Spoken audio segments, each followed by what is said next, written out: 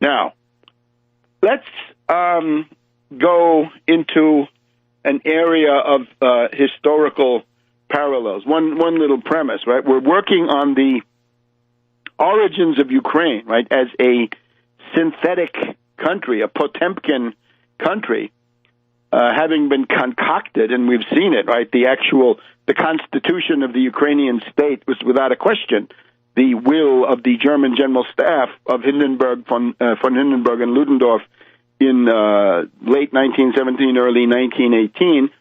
The idea of it is resurrected by these intellectuals, the poet Taras Shevchenko, and some certain number of historians. But notice that the idea, it goes back a little bit further, right? In the build-up, the British intelligence was totally mobilized in the 1840s against what they called the arbitrary powers, right? Against Prussia, Austria, and Russia, the Holy Alliance, the three.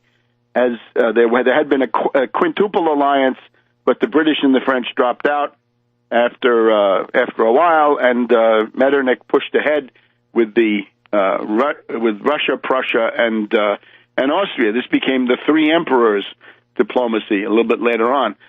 So this was the target for the British, and one of the things that they seem to have promoted is something called the Brotherhood of St. Cyril and Methodius. And the question is that a direct Mazzini organization, right? You can look on Tarpley.net, and you'll see the conference of the Schiller Institute in 1994, 1995.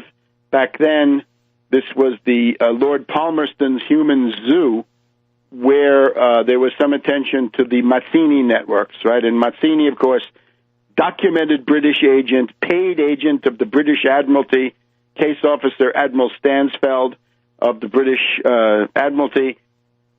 Mazzini had created these groups: Young Italy, Young Germany, Young France, Young England, Young America. There's even a little town in Minnesota named after this.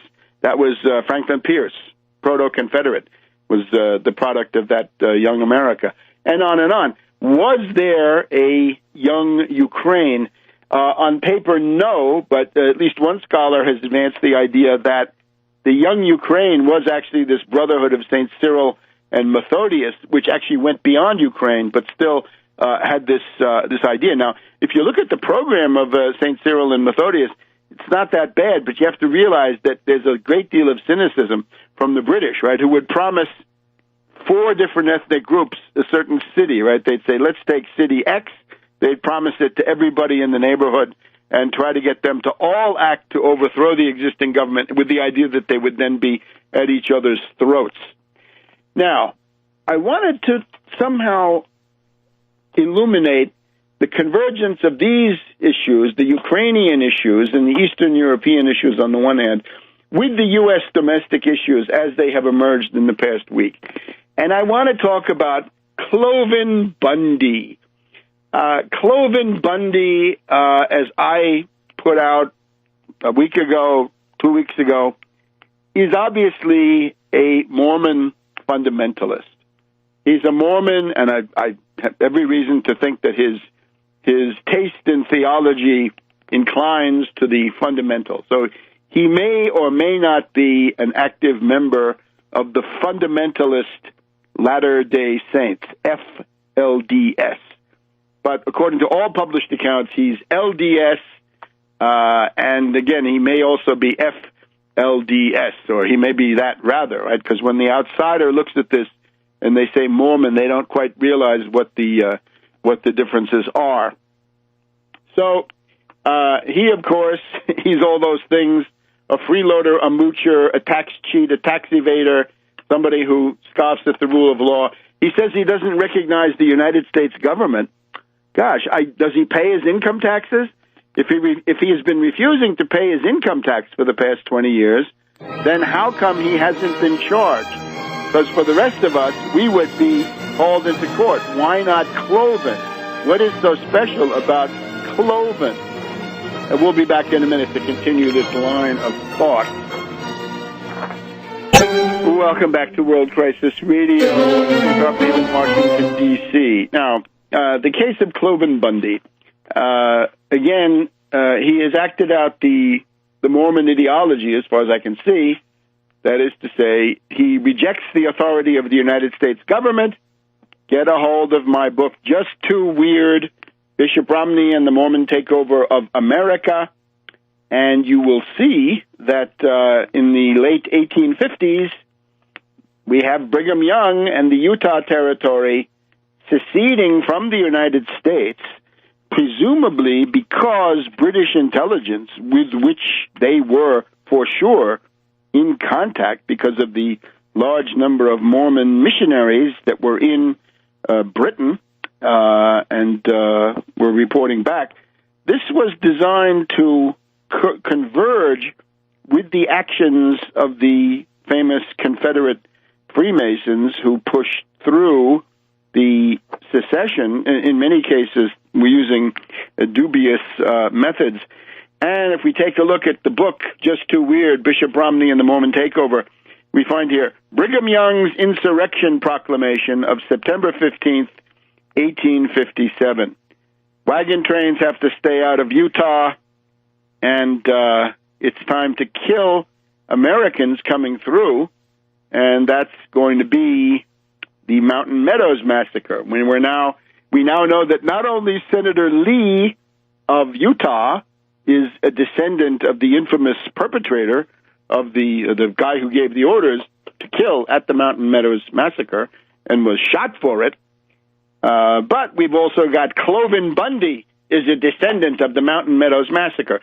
So his rejection of the authority of the United States government is simply the classic Mormon position.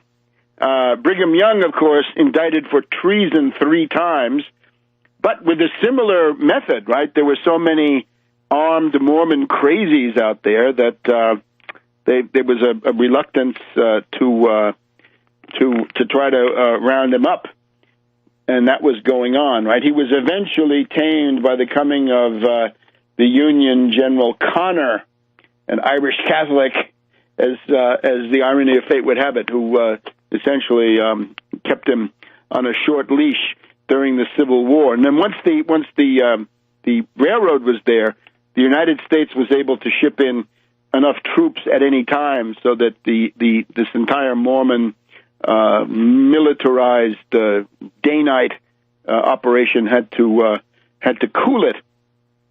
So that's Cloven, right? But now also remember that the theology of Joseph Smith is racist. And when Mitt Romney's father, George Romney, was running for president back in the 1960s, 68, I guess was the year, George Romney went to Vietnam and was asked by black GIs, why should I fight for the world that you represent where I wouldn't have any rights? I'd be simply consigned to the outer darkness, right? And remember, even though the regulations have changed, the sacred books still consign anybody black to the outer darkness. You're not going to get into this heaven on Kolob or whatever they're looking forward to. So that's Cloven. But now let's think of a couple of things. Suppose we look at Cloven's anti-government ideology. He says, "I'm a rancher. I'm a landowner." He's a big landowner. He's a latifundist. He's what in Germany would be called a Junker. It's written Junker, Juncker, but because of the German Junker, the East Elbian Junkers, that is to say the people in Germany who were big landowners east of the Elbe River, which sort of goes from Hamburg south to Prague, right? Anybody east of that line was a landowner, was part of this reactionary class. This is Prussia, of course, and these East Elbian Junkers provided the officer corps for the Prussian army, but they're generally very reactionary. That is why it was so crazy to see various breathless websites saying, oh, this is the new American Revolution. Revolutions, dear friends, are seldom directed by big landowners. That's not a very good cause. And we should also think of this. There are oligarchs and oligarchs, right? The kind of oligarch that we have to deal with here in the megalopolis corridor, right? Boston and New York, Philadelphia, Baltimore, Washington, and so on down. We have to deal with finance oligarchs. These are bankers. They're urban. They operate in cities, although they've concocted an ideology for the rubes, the bumpkins, the hayseeds, and the cits who are out there. But the older kind of oligarch is a landowning oligarch. It's a latifundist. It's somebody with a big feudal estate. That's oligarchy in the older, more feudal method. So it's not surprising to see Cloven coming out with a typical sort of neo-feudal approach. He says, I deny the power of the central state. I accept the power of the local entity. Of course, the local entity is much weaker, and as we've seen, it's much easier for a great oligarch to bend the local state to his will, right? He had Senator Heller endorsing him. Now, I can't not mention the high comedy of the reactionary Republicans who endorsed Cloven, who are now running for the hills because of Cloven's racist tirade of this week, and in particular, that man of principle, Rand Paul, who has been backtracking. Little Rand has been backtracking on his anti-war position as the Republicans have gone ballistic on Ukraine, and they want to stop Putin. And then again now on this, because Little Rand, along with Heller and Reince Priebus of the Republican National Committee, they've all been trying to embrace Cloven until the New York Times report on Thursday, I guess it was, that is yesterday, that would be the 24th of April, or was it the day before, where Cloven has his racist tirade, which is absolutely typical. We've seen this with Ron Paul's newsletters. We've seen it with Rand and that guy, the Confederate Avenger that he had in his office.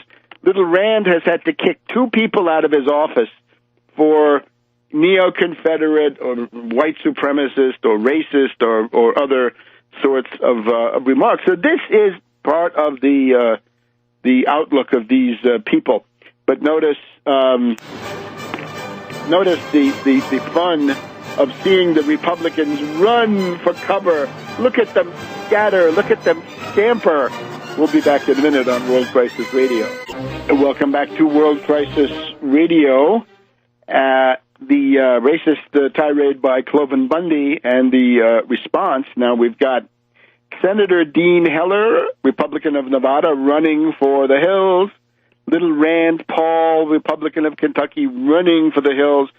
I think that Little Rand's political career is now in grave danger, because we must remember that Little Rand embraces the philosophy of Cloven, which is the philosophy of Ron Paul philosophy, their obsessive belief structure, that property rights trump everything, right? That the 1964 Civil Rights Act is a monstrosity because it sets human rights, the right to use a common carrier, which is sanctified under the Anglo-Saxon common law. Once you set up as a common carrier, you got to take anybody who can pay for the ticket. But no, says Little Rand, there's got to be that extra element. Forget about common carrier, the absolute license and caprice, the freedom, the liberty of the proprietor to kick people out based on race. That has to be preserved. One of the things we're going to find here is that when we hear people like Little Rand or Cloven Bundy talking about liberty and freedom, it means something different from what you think, and there's a big historical basis of this. Liberty in the 1500s, 1600s, and in some places well into the 1700s. Liberty and freedom does not mean what you think. It means special privilege enjoyed by one group at the expense of another. As I go through this historical recounting, which I'd now like to initiate today and try to continue it next week and perhaps beyond that, when you hear people talking about, say, Venice and the defense of Republican liberty, that doesn't mean what you think. It means the unlimited ability of the Venetian oligarchy to oppress its own people and defy the world, right? To the hatred of foreigners in that case. But when we come to the question of the Holy Roman Empire and what destroyed it, the people, the nobility and the princes of the Holy Roman Empire, country that does not exist, has not existed for 200 years, their program was German liberties.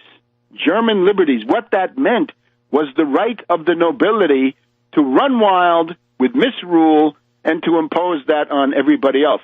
And then perhaps the most extreme example, the Polish Commonwealth or the Polish Republic, which disappeared around 1795 and was not heard of again until the Treaty of Versailles. The Polish Commonwealth, their idea, they even called it the Golden Liberty, the Golden Liberty. And it was the Polish liberty. What? Who received it? Only the nobility, only the Schlachta and the Magnati, the lower nobility and the top super nobility. So when you hear somebody like Cloven say liberty, what he means is license, his ability to impose his backward views on you or to defy the federal government so that he can mooch and freeload and so forth. But again, the interesting part is to deny the authority of the state. We are in a world framework in which it's either the nation state or chaos. Deal with this. Either the nation state or chaos. Sorry, libertarians, you bet wrong. You bought into a doctrine that was imported by David Rockefeller and funded by the Koch brothers, and you are useful idiots. You are being strung along, and you'll rue the day if you live long enough and you can put the cause and effect together, which in many cases, of course, they can't do. So that's what's happening with those Republicans. But now, having made this point that freedom and liberty, up to the 18th century certainly, was applied to specific groups. You even hear it in something like when a very distinguished king came to Munich, Bavaria, they gave him the freedom of the city. The freedom of the city means that the oligarchy that runs the city, probably bankers in the city, allowed this guy to have special privileges, which normally only they have. Now let's take a look at this. What would a world be like if the ideas of Cloven Bundy, and it means Rand Paul and Ron Paul and these other kooks and crackpots, what would that look like? Well, we have some idea. And in particular with the Cloven Bundy side of it, with the latifundist, the rancher, the big landowner, the rich cultivator, we can see. Here's a good starting point. Take a look at a map of Europe as it was, say, in 1770. And what you're going to see is that Eastern Europe is essentially three big conglomerates. In the area where you'd expect to see Germany, it says Holy Roman Empire. And that is a crazy quilt of 2,000 different countries, microstates, mini-states, and so forth. Then you've got up to the southeast of that, the Ottoman Empire, the Turks. Some maps will also show you a very thin corridor, which was what was left of Hungary at that point. But the Ottoman Empire, the entire Balkans, the entire Crimea, the entire northern shore of the Black Sea, Greece, Anatolia, Turkey, all Ottoman Empire. And then, stretching from the Baltic Sea practically to the Black Sea, the Republic of Poland. So that's what you find. 1770, Holy Roman Empire big, Republic of Poland, Commonwealth of Poland, big. Ottoman Empire, big. You look at that same map 50 years later, right, 1820, the Holy Roman Empire is gone, no longer exists. Finish, kaput. And Poland, which had been the biggest country in Europe, except for Russia, gone, disappeared, rolled over, and with not terribly much fighting involved. Then, of course, the Ottoman Empire driven back somewhat by the new states. And, of course, it's Prussia and Austria and Russia that carve up Poland and take significant chunks of the Ottoman Empire, and the Holy Roman Empire collapses. What is it that destroys these countries? It is the lack of a strong and functioning central government. It is neo-feudalism. And it's neo-feudalism for this reason.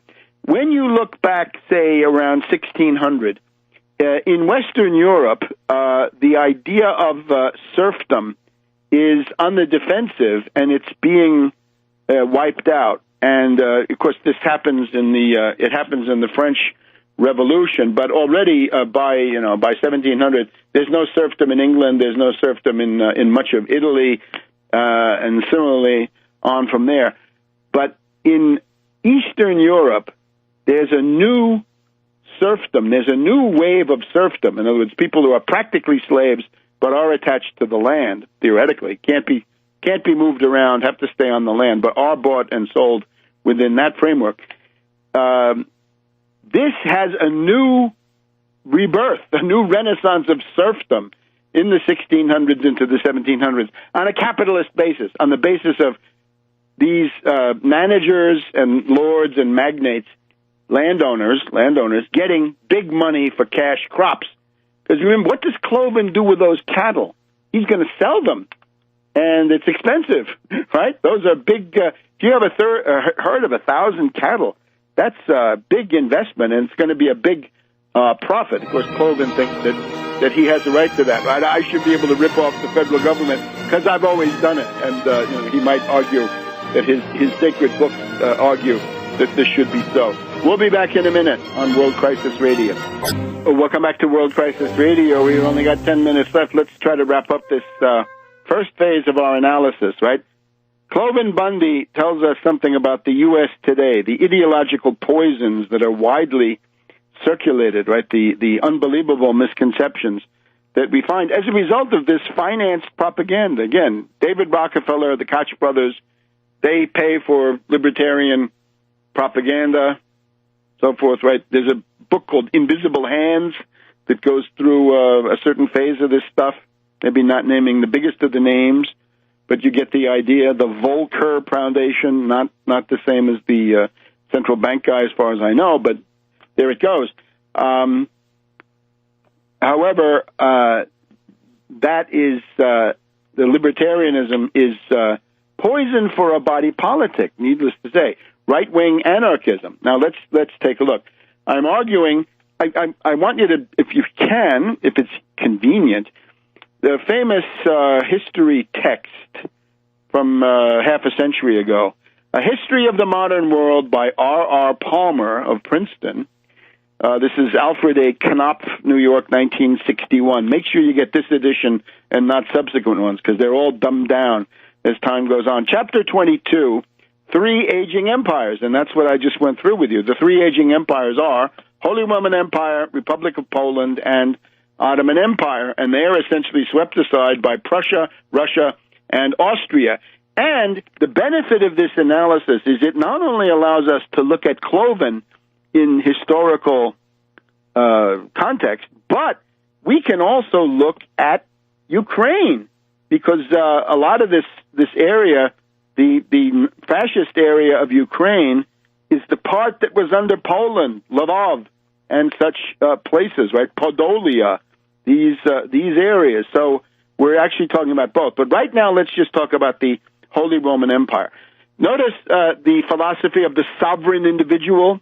We had the Browns, Ed and Eileen Brown, with their notion that they were sovereign individuals. They didn't have to pay the federal income tax. I guess Cloven has a bigger, fortress glacis area so that he can defend himself better. But the Browns, of course, they had a similar gaggle of armed militiamen around them, right? Government by armed gang in the service of rich people. I'm sorry.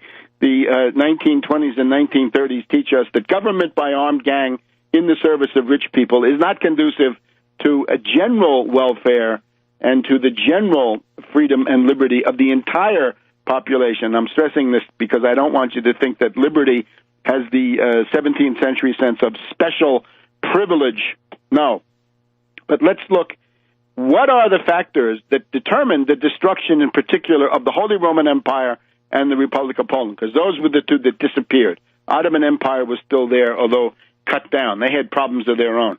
But let's look at this, because we're looking in particular at latifundists, what it's like if people of the Cloven-Bundy type, large landowners, latifundists, if they get their way, and if they're allowed to weaken the central state with the help of bands of armed retainers. Now, let's look at the Holy Roman Empire. Let's look at it especially after the 30 Years' War, after the Peace of Westphalia. So we're now in the second half of the 17th century, right, 1650 to 1700. In Germany, we do have, of course, Leibniz, and Leibniz alone is enough to make this a golden age for the world, and we've got Bach. So between Leibniz and Bach, intellectually it's a golden age, but politically not too doggone good. And let's see what R.R. Palmer says about this, right? The obvious thing is what the Germans called Kleinstaaterei, little countries, little fragments. I hope you Scots take note. Don't take the plunge. You're going to regret it. You'll see. Here we go from R.R. Palmer. Quote, the low state of Germany in the second half of the 1600s was due mainly to old political evils. After the 30 Years' War, each state had sovereign rights. These states, and he's got states in quotes, numbered 300 or 2,000, depending on how they were counted. The higher figure, the 2,000, included the knights of the empire, Knights, right, with a K, the Reichsritter. So the higher figure of 2,000 includes the knights of the empire, found especially in South Germany and the Rhineland, so west and south. These were persons who acknowledged no overlordship except that of the emperor himself, right? But since the emperor, whom the knights regarded as their only superior, had in fact no authority, the knights were in effect private persons enjoying sovereign status. One-man countries, in effect. The last, and this is the epitaph, they were the last anomaly of bizarre neo-feudalism and distorted freedom, I would say, of bizarre neo-feudalism and perverted freedom, or freedom in reverse, because for most people it was oppression. But of course, poor R.R. Palmer, he was much too optimistic. He didn't reckon with Cloven and with the sovereign individuals, in other words, right-wing anarchists who think that they can deny the power of the modern state, or indeed the positive aspects. How can you say you love the Constitution and you hate the government that's based on it? If you look in Just Too Weird about Romney and the Mormons, you'll see that that's the classic Brigham Young position. We love the Constitution, but we hate this government. Something there doesn't quite rhyme. All right, so these knights of the empire. The knights, what is it like to be a sovereign individual? The knights had tiny estates of their own, averaging not over 100 acres apiece, consisting of a castle and a manor or two, enclosed by the territory of a larger state, but not forming a part of it. These free knights, or knights of the empire, had arisen in various ways. In Württemberg, in the southeast, Southwest, the lords simply ceased to attend the Diet, the assembly, and they won exemption from the Duke's jurisdiction. They retired to their own domains, leaving the surface of Baden-Württemberg pockmarked with small units politically independent of it.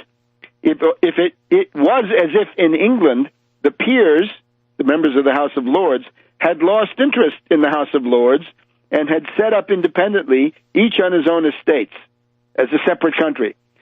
Since the emperor, again, he was far away, he had no power, these people were effectively one-man countries, completely heteronomic, completely sociopathic. So there were then 300 mini-states. This is the crazy quilt, this checkerboard of the Holy Roman Empire. Now, all of these states, the 300 and then the 1700, right? The 300 things that look sort of like mini-states, and then the 1700 one-man countries. All these states were intent on preserving what were called the German liberties, Germanic liberties. Liberty means special privilege. The Germanic liberties meant freedom of the member states from control by the emperor or the empire.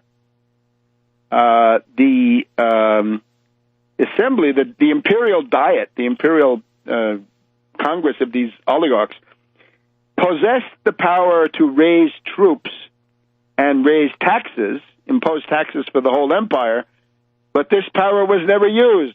So it means that one of the Germanic liberties is that landowners, like these imperial knights, pay no taxes. Sound familiar? Cloven? So what happens to this? Well, it becomes a playground for foreign powers, particularly the French, and it's essentially gone. It's overwhelmed by Napoleon, and Germany would have been gone too, except from within this, there was Austria, there was Prussia, and these then maintained themselves as countries. For an even more chilling example, tune in next week. We're going to do the story of the Republic of Poland, and you'll get some insights into Zbigniew Brzezinski's thinking processes. See you next week on World Crisis Radio.